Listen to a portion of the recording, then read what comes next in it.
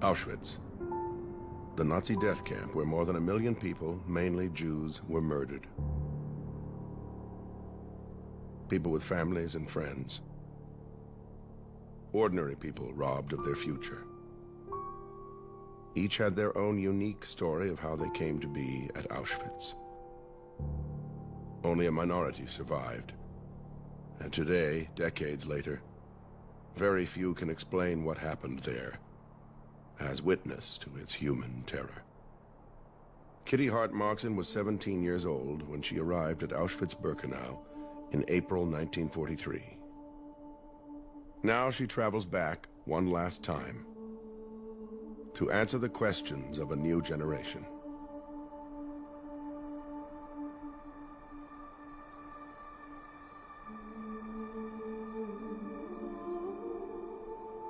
My name is Kitty Hart-Moxon, and I'm a Holocaust survivor. Designed as a factory of death, no one was intended to survive, let alone describe its inhumanity to a world not yet ready to listen. No one wanted to know, no one wanted to hear what I had to say. But I made a commitment that the people don't want to hear, but I'm going to make sure that they will. I've been here many times, but I really wanted to come with 2 girls who were my age when I was here. I want to show them the struggle for survival. What were your first impressions of the camp? There was just the most incredible mud. And then we saw like a glow in the distance.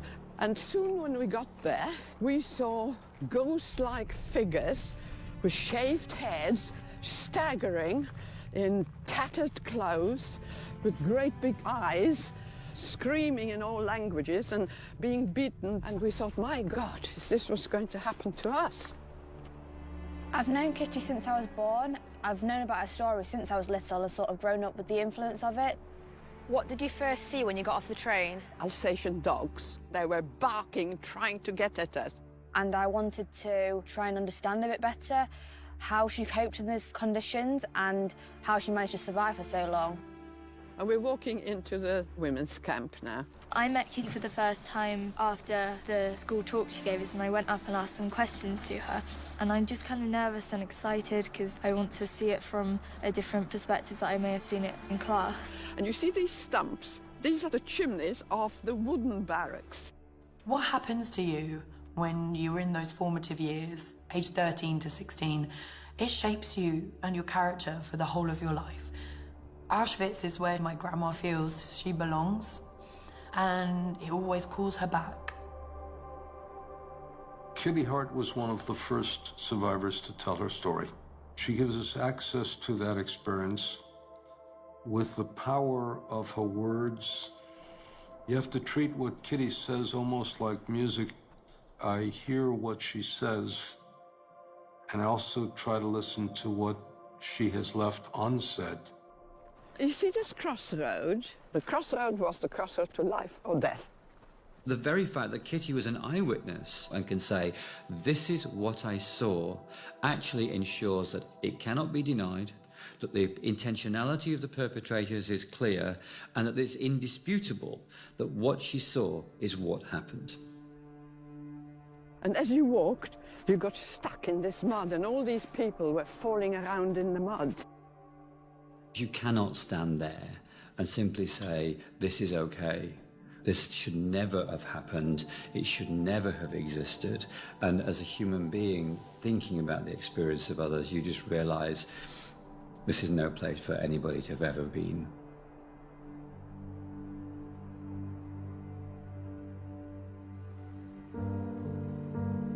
Just prior to invasion, my father decided we've got to get out.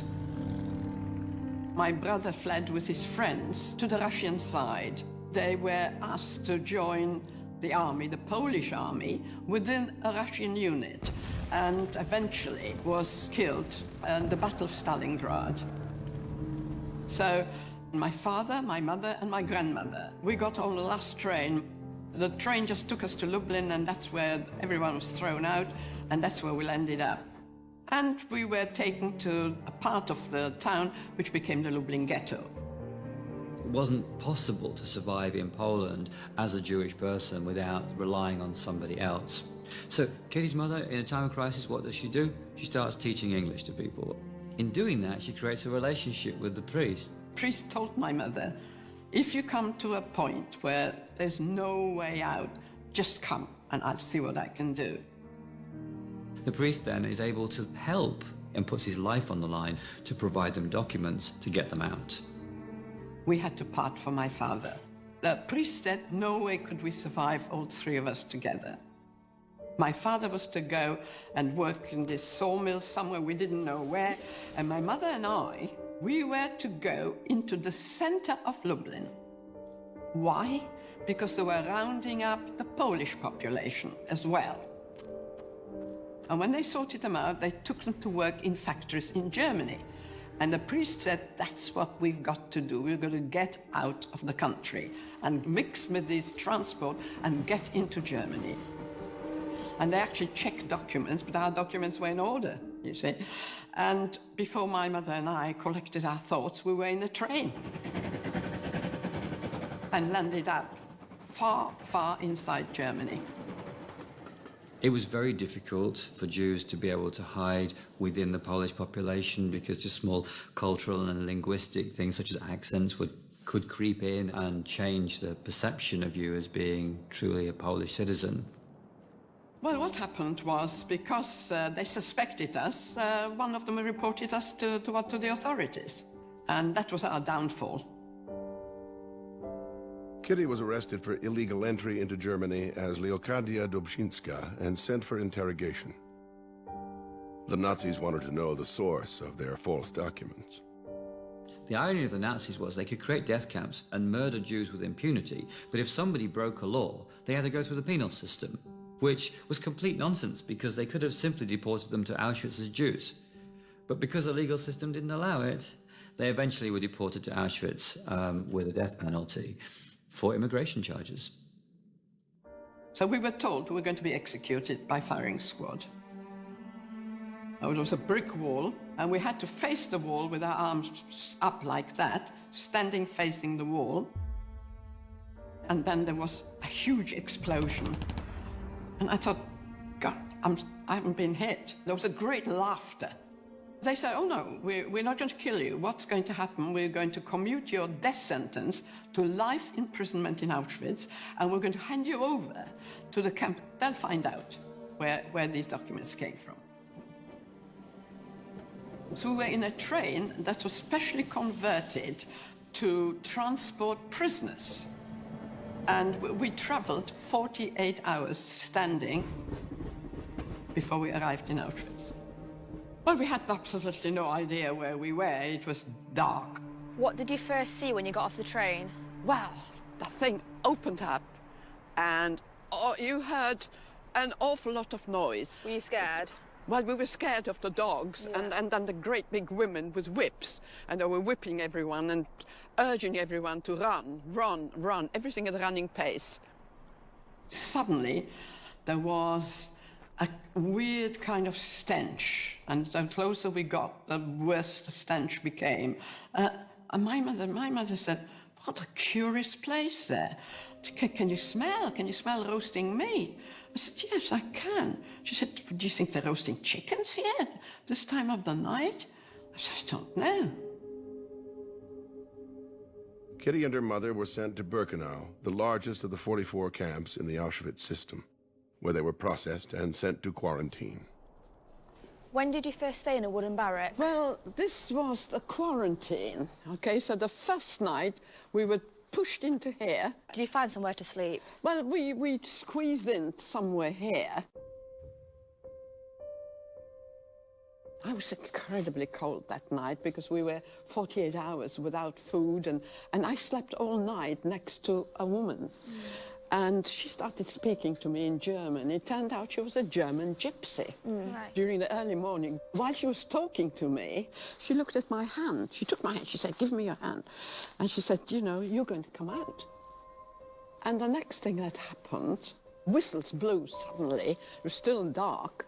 And everybody was saying, "Raus, raus, out." And because this was quarantine, we didn't know. Yeah. And I shook this woman, you know? Yeah. And she didn't move. And I said to my mother, "She's cold, she's dead."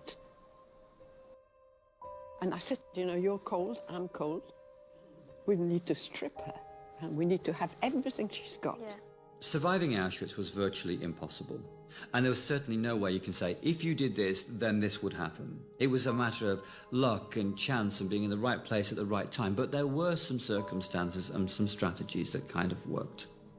That came to me that night, that actually that's the way to do it. That if you do have the people that had died, you've got to take everything off them. Because it was not good to them, was it? You had to do what you needed to do to survive, and if that was taken from the dead, that's what it meant. Not in the history of mankind has there been industrial killing on this scale. If something happened once, there's absolutely no reason why it can't happen again.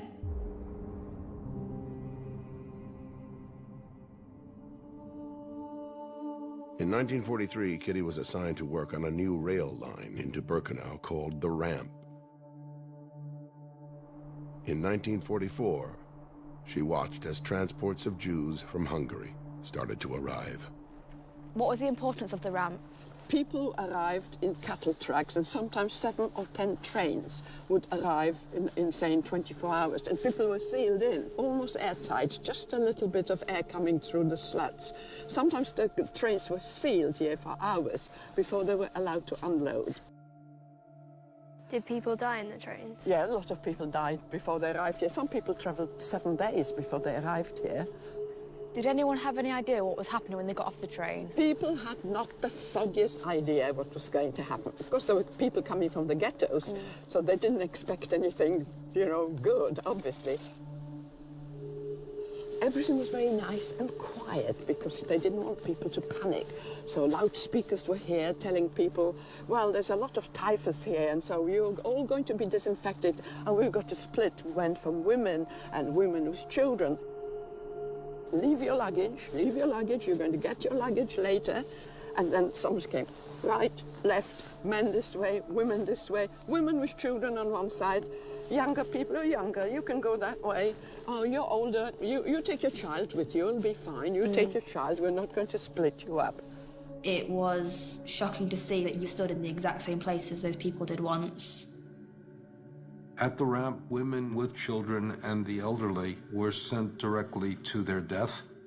And if you were young and able-bodied, and if at that period of time they needed workers, then you were chosen for slave labor, which essentially meant that you were chosen to die slowly, not to die immediately in the gas chambers. Let me tell you, at this point, families were split, never ever saw one another again. So some of the men were taken this way, okay. Some of the girls that were selected to go into the camp were taken through there. You were just told to go that way. And you know the road there, where does that go? The gas chambers. That's it.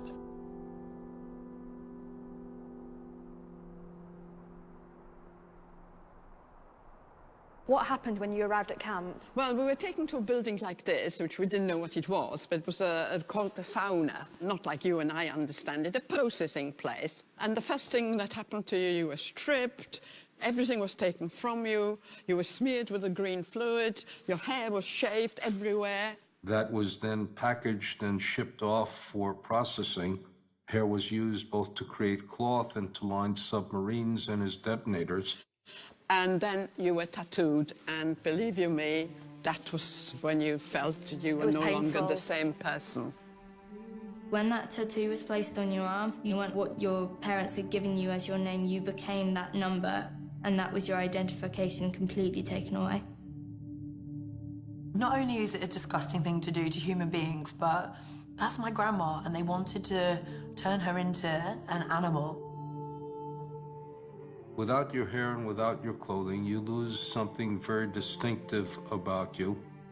And there are people who remember at that point that they looked ridiculous.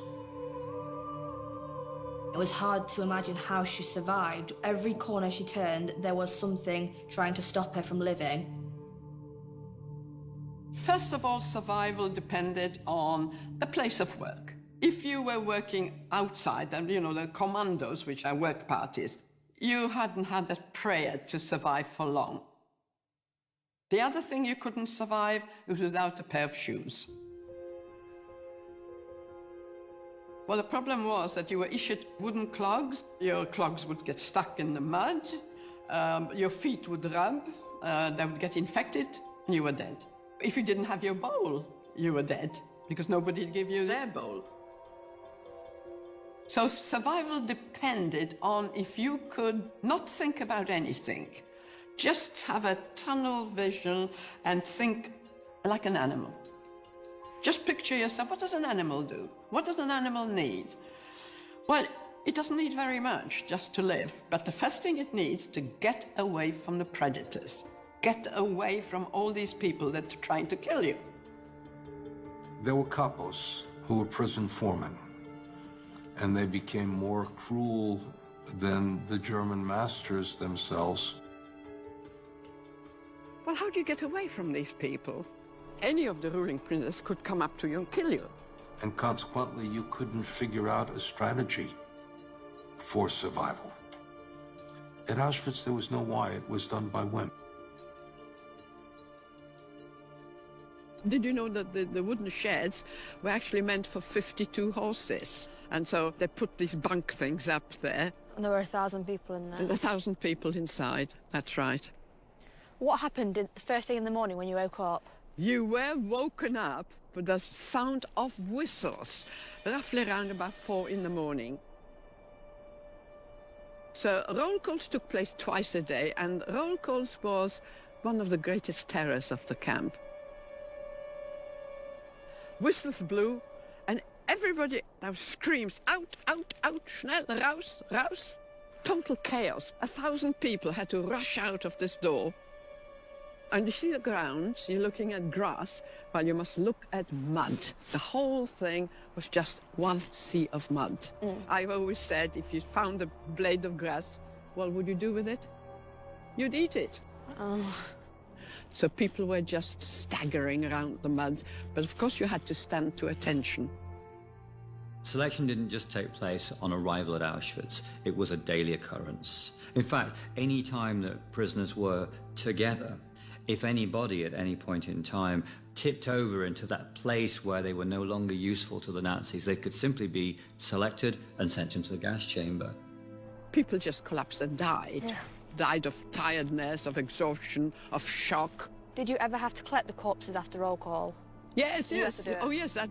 When I was in the Leichenkommando, this is what we did.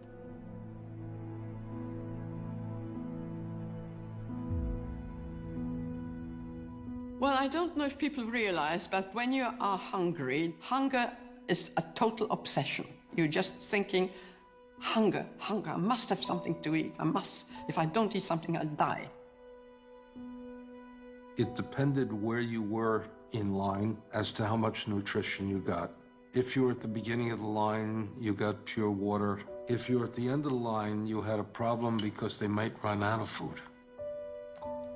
And if you knew the person who was ladling out the food, then in one sense, they dug deep and they got the stuff in the soup that landed at the bottom, whether it's a potato or a carrot or something.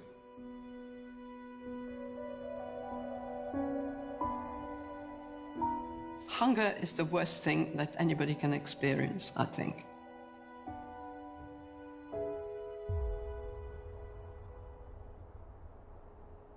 Did you stay in a bunk like this then? If you were lucky, there was a one straw mattress and one blanket for 8 people. How did 8 people sleep here? Like sardines next That's to each it, other? you've got it. Yeah. Head to feet, so you had somebody's feet in your face. Yeah. Did people die in the night then? Did you have any Yes, experience people with died that? in the night, that's right. If somebody died next to you, all of a sudden you found your own body heat going out. You needed the warmth of the other body in order to stay, I wouldn't say warm, but to stay less cold during the frigid nights. Suppose you needed to go to the toilet at night. There's no toilets in here. Well, A, there are no toilets, B, you were not allowed out. The barracks had buckets. Now, a veteran prisoner would try to judge when to go to the bathroom at night by such a way as listening very carefully to what happened to the prisoner before you to make sure that you weren't the last to fill the bucket, because if you were last to fill the bucket, you had to take it out and empty it. You look at that. You see what this is? It's mud. That's just mud. Yeah. That's right. And very often there was a mess here as well. Yeah. Because you couldn't get to the bucket. Right. You had the permission to, even during the night, to use the bucket. So those were your living quarters. It was just so horrific to think that anybody could stuff all these people in this tiny space. I have a place to go to the toilet, and I have a place to sleep, and I have a place to have food, and I know that I will get it. The Nazis made sure in every way possible you didn't get what you needed. Something to eat, somewhere to sleep, and I'm afraid, if you don't mind the language, somewhere to shit. Now, what I'm going to show you is the latrines, okay? Now, you see that entrance? Mm-hmm. Thousands had to get through this entrance. And, of course, there was a functionary prisoner in charge and wouldn't let you in. But did you know, I worked there at one stage, so let's just show you what it was like. How did you get the job to work here? Well, I had to buy myself to work. I thought it'd be a good place. At least I'd have access to the lavatory. Yeah. I mean, it was horrible. There's nothing further from what a 16-year-old girl would want to be doing with her life than having her arms in shit. And yet, for her, that was a privilege. Because when she was in the Scheißkommando, it meant that she wasn't digging a ditch. She didn't have somebody flogging her to death because she couldn't dig fast enough. She wasn't actually freezing to death because she was inside. And what's more, the Nazis were nowhere near that place. So being in the Scheißkommando was a 16-year-old's dream in Auschwitz. So that was an open sewer. Thousands of women going in there. You had like 2 or 3 people to a hole because you didn't have it to yourself. And then, when people were finishing, you had to dig all that stuff out. So everything had to come out. Think of the idea that you have 35,000 people using these latrines. So it was designed again to dehumanize the people, to degrade them, to make them live in their own filth. Why do you dehumanize these people if you're going to kill them anyhow? Because if people look like a lump of feces, then it's easy to flush it down the toilet. And what would happen if you couldn't get in? How would you go to the toilet? You had your bowl, Yeah. and your bowl was virtually your food or your toilet. Yeah. The problem was washing it out, right? Yeah. How did you wash it out? No water. In the winter, you Yeah. had snow, you could wipe it out. In the summer, it wasn't so. And you couldn't do anything on the ground because if somebody'd pick it, see you, You can get in trouble. well, never mind in trouble, you'd get killed. Yeah. Yeah. Full stop. We haven't got the words to describe the intense cold. Well, I always think of penguins, actually. How did penguins survive on the Antarctic? Well, if you look at them, they huddle together and try to have body heat from each other. Well, that's exactly what it was. So that was trying to overcome the cold. It must have been horrific to have to stand still in the cold with no shoes, hours and hours on end, when she was hungry, starving, tired, and there was nothing she could do about that.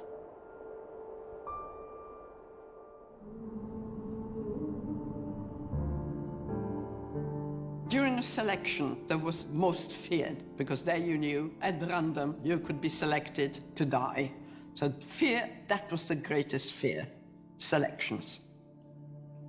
What's this block here with the Well, bars? this is called Block 25. You see the number here, and you see the bars on the windows? Yeah. Well, that's the only block that had the bars. It's called the death block. Block 25 was the place where inmates, once they had been selected, were sent to await death. The Nazis, of course, because they were operating the camp as efficiently as possible, wouldn't simply select 2 or 3 inmates and then send them to the gas chamber because it wasn't worth turning the gas chamber on. So what would happen is they would collect several hundred of these prisoners who were at the end of their usefulness and then dispatch them to the gas chamber when it was convenient. I'm going to explain to you what's inside here. Now, everybody kept away from here because when selections were taking place in all these blocks, people would have to undress and turn around in front of the SS doctor. And if you didn't like your skin, or if you were too thin, or if you couldn't walk, they would take a mark and mark up your number. Did anyone survive that went in there? No, nobody survived. Once you were in, you were dead. You could never get anyone out. Once they were here, that was the end. You were very taken aback by it. Kitty told me that they had no clothes and you could see that their hands were through the window begging for food or water or anything. The reason Block 25 has such a prominent place in her memory is, of course, because all of the inmates in the women's camp could see it. It was right alongside their own barracks. They could hear the desperation of the women that were in there, knowing that there was literally no way out. Of course, everybody kept away from me, and when they opened up the doors, It smells. the stench went right through the camp.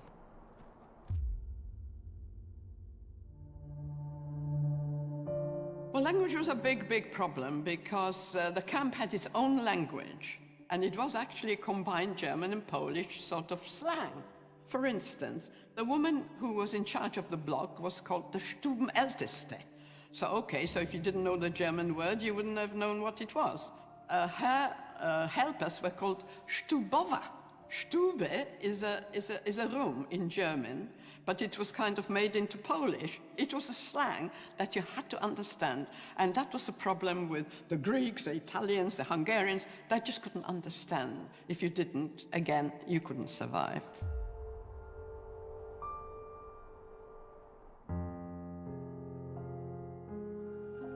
I lost my friends all the time. And that was the worst of it, that you had your friends, you established a contact, you already had someone that was, had access, and you could get this, and you could get that, and you could get a bit of food. And then, all of a sudden, they were gone. Just having somebody that you knew that could help you in a given moment in time could be the difference between life and death.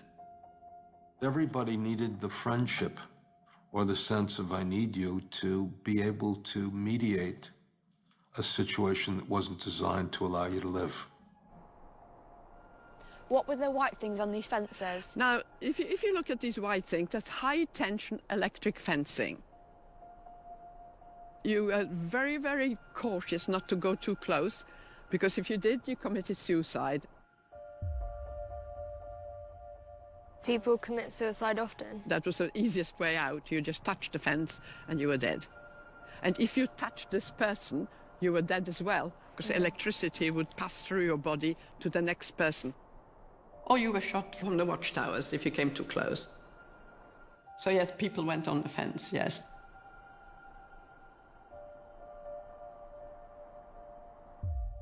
There was one universal word which was called organizing, and that meant to getting hold of. Didn't matter what it was, whether you bought it, whether it was stolen, whether you found it, it was all one word, and it was called organizing. I organized some bread, I organized a pair of shoes, I organized something to wear. So what did women do? They always tried to get 2 or 3 together. 4 was the best. One working in one place, one working perhaps had access to the toilet, like I did at one time. One had access to water. One perhaps had access to some clothes, to the sauna. And that's how you exchanged. And that was the mutual support that was absolutely vital to survival. If you didn't have that, you couldn't survive. We're going to Block 12, because all that was part of sick bay. Did you come here a lot then? I tried to hide there just to conserve my energy. My mother sometimes would hide me somewhere. Kitty's mother was a very highly educated and cultured woman. Once she got into the Holocaust, her knowledge of German was going to be really important to her. She had both the physical attributes and the mental attributes to be able to work her way through very difficult circumstances. And my mother worked right throughout the time. She was working there. She was supposed to be a nurse, but of course she couldn't nurse anyone. My mother psychologically tried to keep people alive by simply begging them to live another day. Working in the hospital meant that her mother was able to help Kitty. Between the two of them, they could work together to enable just increasing the chances of survival a little. My mother was working in an infirmary, an infectious block. So when I had typhus, I was on my mother's block. And I was lucky enough to be told I'll be able to stay and work within within the infirmary. So I was a glorified cleaner, but really my function was to bring the bodies out that died. People died during the night. Some of the bodies were up there. So two of us had to climb up there and get the corpses down, drag them all the way and stack them up outside. And I actually hid some of my friends here. I managed to bring them in here because I had access, but I told them it was the most dangerous place to be because nearly every day the SS doctors would come in and carry out selections. They would sit people up. Sometimes they had to jump. If they couldn't jump over this heating channel, they'd be killed. Of course, the sick couldn't get down, so the SS doctors would just, with a chalk, mark up a bunk. Well, of course, we know what happened. Dr. Mengele came and said, today we're emptying this block, which meant today they're all going to die. Did they know what was happening? Well, they already knew what was happening, so we had to stand like this, in a circle, holding.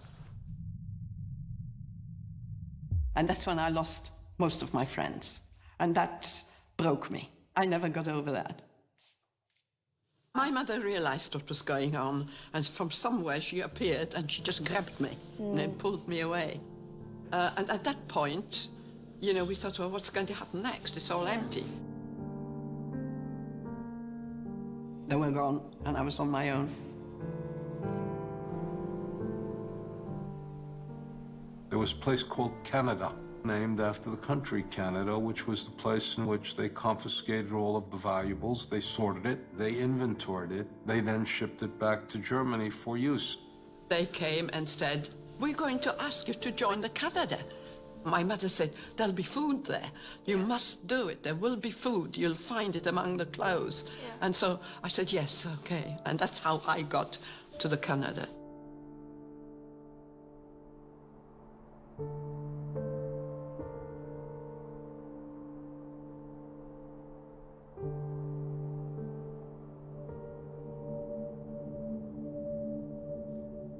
I'm going to tell you why I've brought you here. Thousands upon thousands of people were brought in with all their belongings. Yeah. Kitty really wanted to tell the story of Canada. For her, it's about evidence. Each one of those suitcases belonged to a human being, and each one of those coats was worn by one of those human beings. What she's trying to get across to us, I think, is just the scale of the killing based on the scale of that site. So there were 30 sheds here, all full of people's belongings, and we were here to do the sorting of the belongings. How long were you working here for? I was here 8 months. There were two pathways. That pathway at the bottom had a huge heap, like 3-story high. Everybody's things jumbled up. All the suitcases were emptied there. Documents, children's clothes, prams, everything was jumbled up down the bottom there. And then it was taken to individual sheds, and there it was sorted. My particular job was sorting nothing but men's jackets. So I had to find these men's jackets, and I couldn't always find them because I had a certain quota that I had to make. What happened if you didn't make the quota? Oh, you got punished if you didn't make the quota. And in the shed was a long table, like a trestle, and you put the jackets on the trestle, and you opened up all the seams. What do you think was in these jackets? Lots of jewellery and... Lots of jewellery, diamonds, jewellery, money of all different denominations. Did you always give everything in, or did you sometimes hide it and then... If you kept one single item of any value, that was the end, because it was constant inspection, so you couldn't keep it. And you know, we found a lot of paper money, as you can imagine. Yeah. What do you think we did with this paper money? Because it wasn't any good to you. You couldn't buy anything. What did we do with it?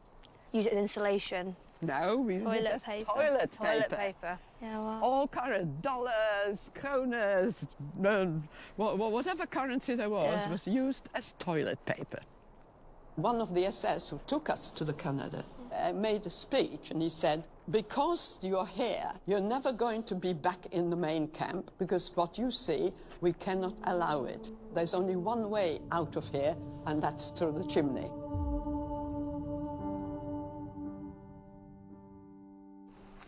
What is this place? Well, you see these ruins, that's all we can see. That was known as the White House.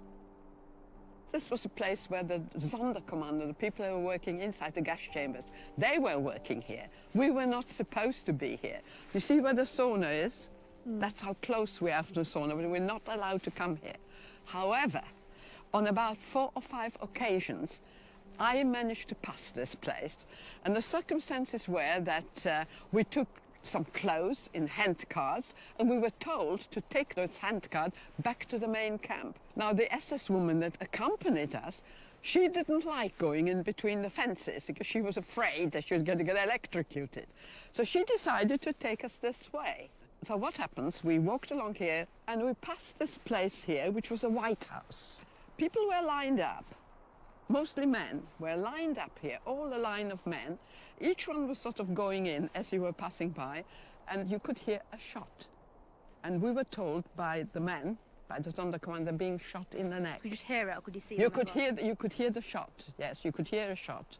Now, the other thing is that she said, you mustn't look around, you walk and you keep your head down. But we did see, so what did we see?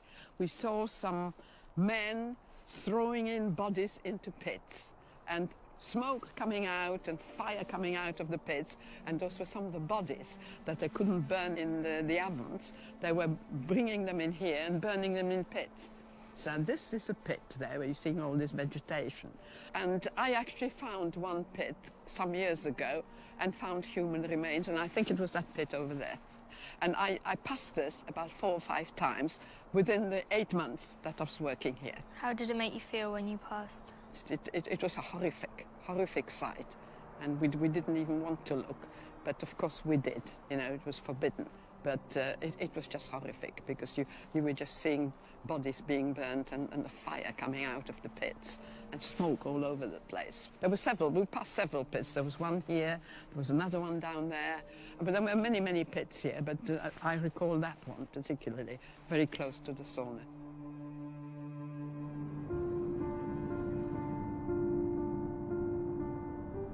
This is where people died. The killing part of Auschwitz. I know you can't see anything. Everything was burnt in that area to erase all traces of murder. In 1944, 5 gas chambers were working at full capacity. Kitty Hart-Moxon was placed in the Canada section at Auschwitz-Birkenau, right alongside crematorium number 4, where Jews were being gassed every day. Right at the back of the fence was the gas chamber and crematorium number 4. Right. And we had a direct view into that gas chamber. See this wood there? Yeah. That's where groups of people were sitting. Small children running around. They had no idea what was going to happen. They were herded into the crematoria. There was an undressing room, and people were told, remember where you hung your clothes because you're going to get it back. We had no contact because we were behind the wire, and also it was very dangerous. You were not allowed to communicate. Yeah. It wouldn't have helped. No. If you would have told these people when you know you're going to die, is that the help? No. It isn't. We felt it's better they don't know. And as they were herded into the gas chamber was sealed. one of the SS personnel would put on a gas mask and he would climb up on a ladder, put a tin in his hand, and he would throw in some powder. That was the gas. And then, all of a sudden, you just had the scream. The crematorium gas chamber was a huge, thick walls. You could hear the people actually suffocating there and screaming, and eventually, after 20 minutes, it was quiet. The Sonderkommando who worked in the gas chamber reported that people climbed up on top of each other, and they sort of were in a sculptural pyramid. The gas was evacuated, and then they were taken to the ovens, and there was a dissecting table. They opened them up to make sure that people did not die with something valuable inside themselves. What Birkenau essentially did was to reduce the human being to a consumable byproduct of the killing process. And the very next thing you saw was the men with wheelbarrows taking ash and dumping it in the pond at the back. Do you think I could actually believe it? No. Did you and your friends talk about it, what you saw? We tried not to talk about it. We knew it was happening, but, you know, we decided we mustn't talk about it. Don't look, don't look. We know it's going on, but don't look at it.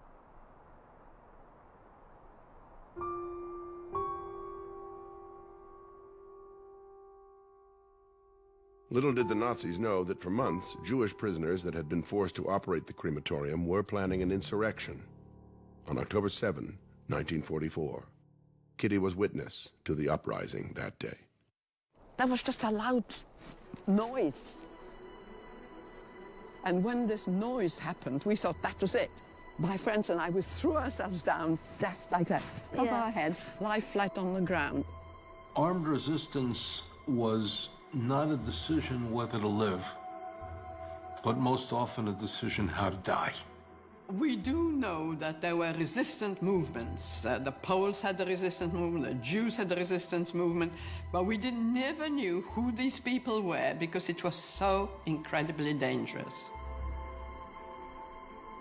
We didn't know it was an uprising until we saw the men actually come over. They seemed to have cut part of the fencing, because that was electrified fence. Yeah. So they seemed to have cut the fence and run over, and they tried to escape somewhere. Yeah, I don't know where, but they were running all over. And we were just lying down, spread eagled, because that was the safest thing to do. There was a general shootout. They came in on motorcycles with machine guns, and I think they got most of the men. Kitty was also a witness to the fact that Jews did not go like lambs to the slaughter, that they were thinking about what they could do to overcome the Nazis, and with absolutely no chance whatsoever to get hold of the explosives, to be able to overcome the tight strictures on them. These Jewish people did that. Following the uprising was a huge inquiry, like a whole roll call with an inquiry. And during that inquiry, one of the SS women came and called my number, 39934. And I was transferred back to the main camp. And I had no idea why. I found out later it was my mother who managed to speak to one of the commandants and told him I'd been working 8 months there and that she was being evacuated, and asked him if I could be evacuated. And that's what happened. So why do you think that he let you go? We don't know. We don't know. I think my mother spoke this perfect German, and she didn't beg, she didn't crawl, she just got up there and spoke, asked to speak to him in a proper manner, and I think he took it on board and called my number. Well, I was transferred to the main camp. We were on this list to be evacuated, and my mother looked around and she thought, oh my goodness, we are all with these functionary prisoners. I wonder if they'll kill us. And we were put into a cattle truck. And my mother made a speech. Just remember, we are leaving here. We are all equal from now on. We will no longer have your functions. And remember, we may need one another's help. So, from now on, you're all going to be friends. And that's what happened. After leaving Auschwitz-Birkenau in November 1944, Kitty and her mother went through a further 6 camps and several death marches before finally being liberated in Salzwedel, Germany, April 14th, 1945. Liberation was at best bittersweet. It meant that for the first time they had to confront loss. Loss of parents, loss of spouses, loss of children, loss of entire communities, loss of entire worlds. And for years they had guarded themselves from feeling anything, and once they felt the feeling of vacuum, of emptiness, sometimes shattered them. You tried not to be emotional about anything. If you did, your emotions would just take over and you couldn't go on. That a civilized nation would take people on a train, bring them to gassing, annihilate them, confiscate and recycle the elements of their body, and do that systematically day in, day out. It's inconceivable. How could this happen? I felt very ashamed at the world and very just upset that this could ever take place. Some people see it as just a time in history, but they don't understand how it relates to us today. We are the ultimate proof of her survival. If she hadn't found the hope to keep on going, I wouldn't be sitting here. Now, what I want to show you is, what's this water? It's incredibly important to tell you about this water. Women, men, children, all, that's their final resting place. That's a cemetery.